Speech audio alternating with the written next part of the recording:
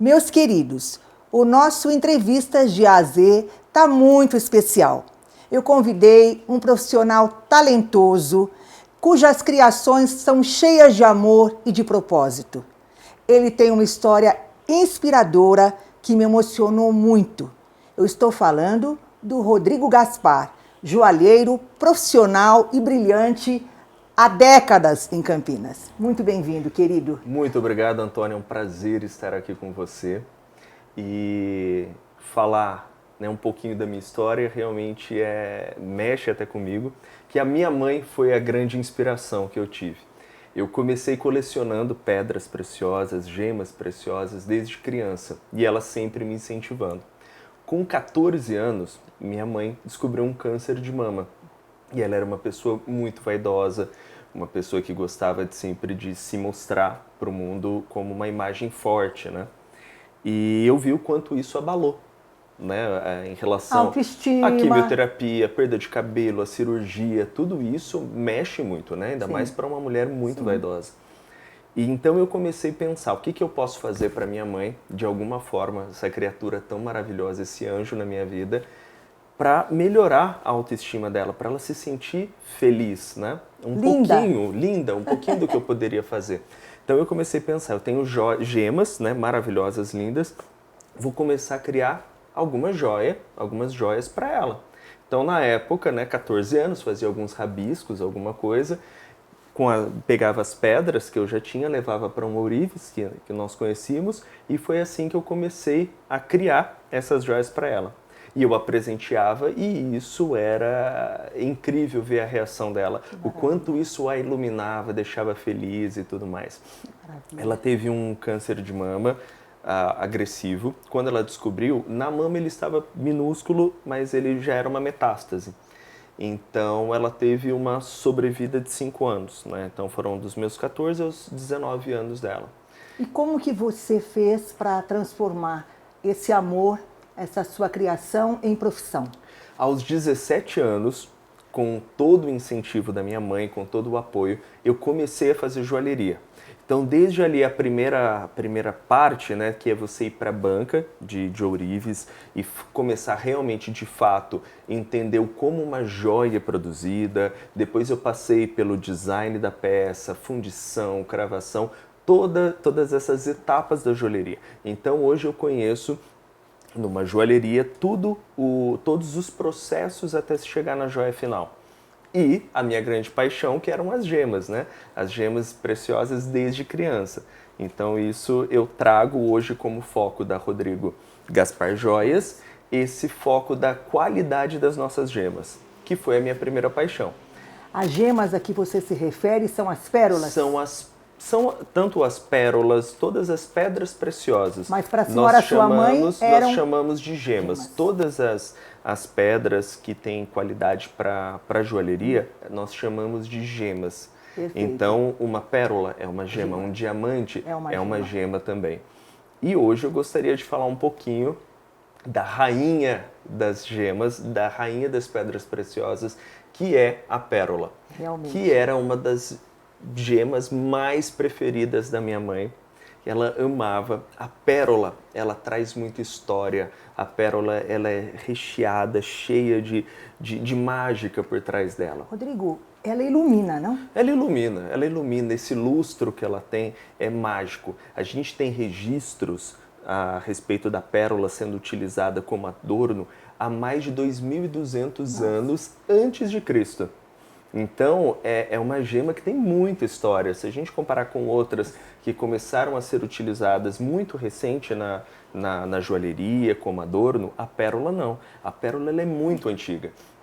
Tem alguma história de onde ela começou? Aí nós temos relatos, por exemplo, dos gregos que acreditavam que as pérolas eram lágrimas dos deuses. Então eles acreditavam que aquilo era um presente para eles, né?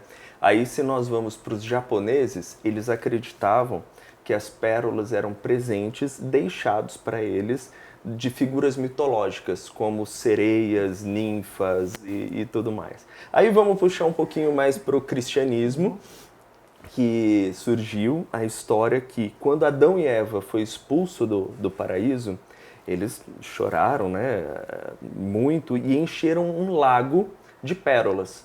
Pérolas brancas da Eva e pérolas negras de Adão. Que lindo. E ainda continuando no catolicismo, acredita-se que a pérola é a gema que representa a pureza. Por isso que as noivas tradicionalmente utilizam joias com pérolas no casamento. Verdade. Para colocar toda esse significado da pureza, né? Mas não só isso, não só de pureza, delicadeza tem a pérola. A pérola, ela tem um significado de muito poder também. E como a gente pode exemplificar isso? Cleópatra, né, lá na antiguidade, no Egito, para mostrar todo o seu poder, né, toda aquela ascensão que estava na época, e para impressionar Marco Antônio, ela pensou, eu vou dar o banquete mais caro da história. E o que ela fez? Ela pegou uma pérola de grande valor, de grande beleza, e ela dissolveu essa pérola no vinho e um pouquinho de vinagre, e ela tomou de uma única vez, tomando o equivalente na época a toneladas de prata e de ouro. Uau. Em um único banquete que ficou conhecidíssimo na história. Então a pérola, ela não é só uma joia bonita. A pérola, ela tem esse ar místico, ela tem a história, ela traz tanta coisa linda, linda. E voltando para Rodrigo Gaspar, o porquê essa joia me encanta tanto, além de ser a gema preferida da minha mãe, o significado dela. A pérola, nós obtemos ela através de uma irritação que acontece dentro do molusco. Então, quando entra um corpo estranho, né, a pérola, ao invés de se revoltar, de expelir esse corpo estranho, não, o que ela faz? Ela dá o melhor dela. Ela dá o melhor dela e transforma aquilo numa joia. E eu acho isso tão maravilhoso, porque todos nós temos problemas, todos nós passamos por inúmeras situações, cada um com a sua realidade. Transformações. E todos nós podemos tirar coisas boas disso, todos nós podemos transformar esses problemas numa joia, numa pérola também. Concordo. Então, e ainda mais de tudo isso que nós estamos vindo, né, 2 anos de uma pandemia, eu acho que a gente tem que ressignificar muita coisa na nossa vida, trazer esse valor, né, para cada um de nós. Então eu sou um apaixonado pela pérola, pela sua história, pela sua mágica, pelo seu misticismo, pelos significados e de tudo que a gente pode trazer para a nossa vida também. E Rodrigo, como é que a gente consegue dimensionar o valor de uma pérola? A pérola, ela é um pouquinho diferente de um diamante para a gente avaliar. A pérola vai ser principalmente pelo tamanho dela. Quanto maior for uma pérola, maior o seu valor, mas ela tem que ter lustro também. Sabe aquele brilho que parece uma lua da pérola? Isso também vai definir todo o valor dela. E também, quanto mais redondinha ela for, quanto mais esférica ela for, mais valiosa. Um adendo é que apenas 5% das pérolas são esféricas. Apenas 5%. Os outros 95% eles vão ter formatos mais de gota, vão ser mais ovalados ou barrocas, que são aquelas que não têm nenhuma forma definida. Que eu acho mágico também, né? Você pega uma pérola barroca, ela é tão única, tão maravilhosa que dá para trabalhar, fazer joias maravilhosas, incríveis. Então, mesmo ela sendo barroca, ovalada, gota, ela tem a sua beleza, o seu valor também. Porém, quanto mais esférica ela for, mais valiosa. Quanto maior ela for, mais valiosa, e o lustro também que vai conferir mais valor à joia também. E aí nós vamos ter variedades de pérolas, né? Nós vamos ter desde as japonesas, a koya, que elas são um pouquinho menores, elas são pérolas geralmente até de 3 até 10 milímetros. E nós vamos ter as rainhas, né? As saltsi, igual do seu brinco, maravilhoso também. Na prática, obrigada. Essa é uma pérola saltsi. Então, nós vamos ter aqui uma pérola gigantesca, essa daqui provavelmente tem 16 milímetros de de diâmetro e a camada de nácar dela, das pérolas saltsi, ela é maior do que as outras pérolas. O molusco que produz essa pérola, ele secreta uma quantidade maior de nácar. Então, o lustro dela, a profundidade do brilho dela é maior. Então, tudo isso vai trazendo vai dar a dimensão, a do valor da valor. Aí nós vamos ter também pérolas de outras cores também. Essa criação é sua, é maravilhosa, Esse eu amo. anel aqui é uma cascata de pérolas, pérolas brancas. Elas não são 100% esféricas. Eu quis justamente dar esse ar desigual, essa coisa da confusão, da perfeição no meio do caos, né? Eu acho que isso representa exatamente todo o momento que nós vivemos, que nós buscamos uma perfeição, nós buscamos uma simetria, nós descobrimos que não tem como sermos perfeitos e nós temos que aprender a conviver com toda essa confusão, com essa transformação. Essa transformação e essa perfeição do imperfeito. Então, isso que a gente quis colocar nesse anel. Lindo. E todo esse degradê de tamanhos também, né, para completar. E o lustro dessas pérolas que estão lindas.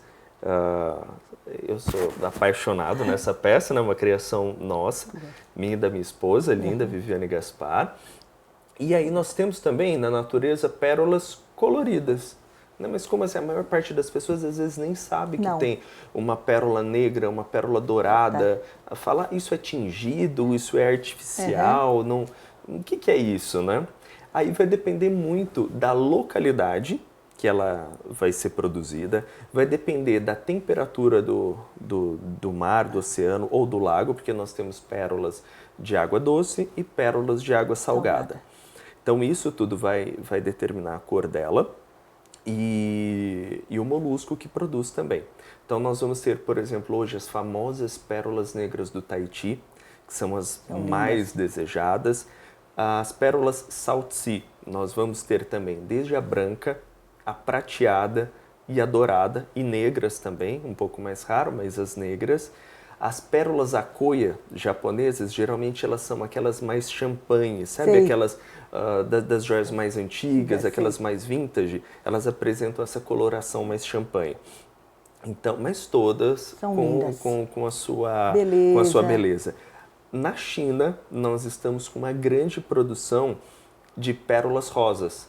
Do tamanho da saltsi, elas são pérolas grandes, de 12 a 18 milímetros, são pérolas bem importantes, e com a tonalidade rosé, são pérolas lindas também, e todas naturais. Aqui no Brasil, onde nós temos essa concentração?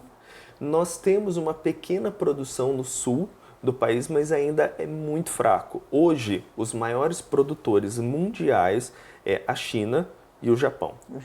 Depois a gente vai para o Tahiti, Polinésia, mas não é tão forte ainda. Mas a China dominando o mercado, né, de cultivo de pérolas. Né, a gente faz isso induzindo a ostra, né, colocando esse corpo estranho, e ela vai produzir a pérola. Então, todas as vezes que nós temos aqui no nosso país, elas estão vindo de fora? Vindo de fora, salvo raras exceções. Ainda não temos. As nossas são bonitas? Produção.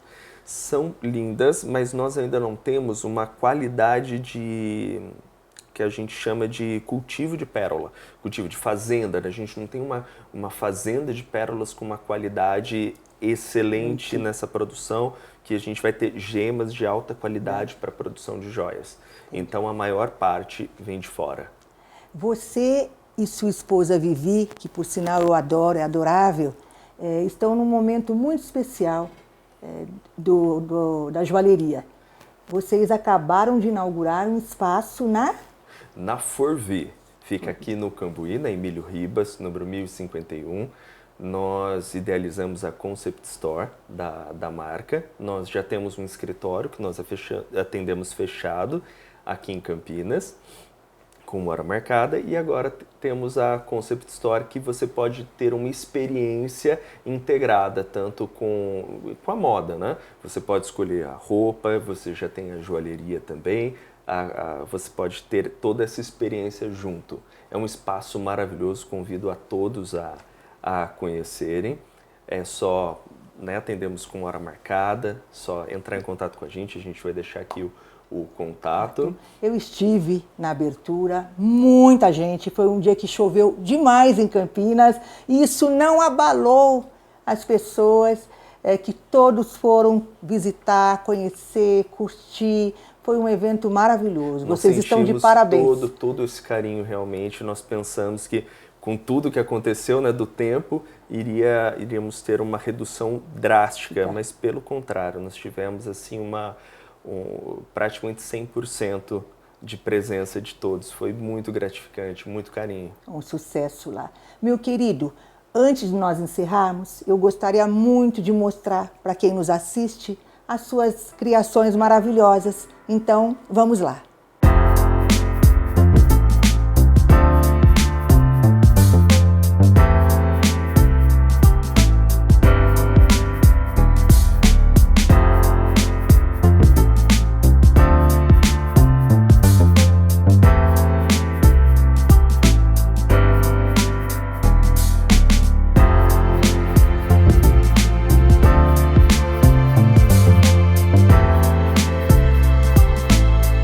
Meus queridos, estamos encerrando o Entrevistas de A a Z, agradecendo a sua simpatia, disponibilidade, carinho. Eu que agradeço. Trazendo para todos nós essa história inspiradora que é a sua trajetória. Muito obrigada. Muito obrigado pelo convite, muito obrigado a todos. Convido todos a conhecerem nossa Concept Store. Foi uma grande honra. Até breve.